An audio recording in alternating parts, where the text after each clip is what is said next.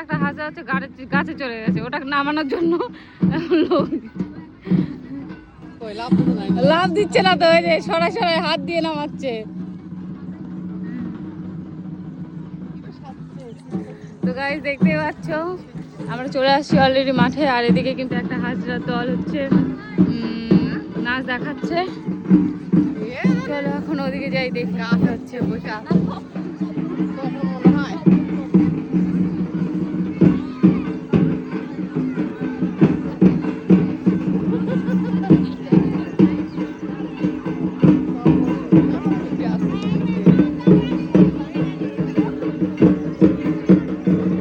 ওই যে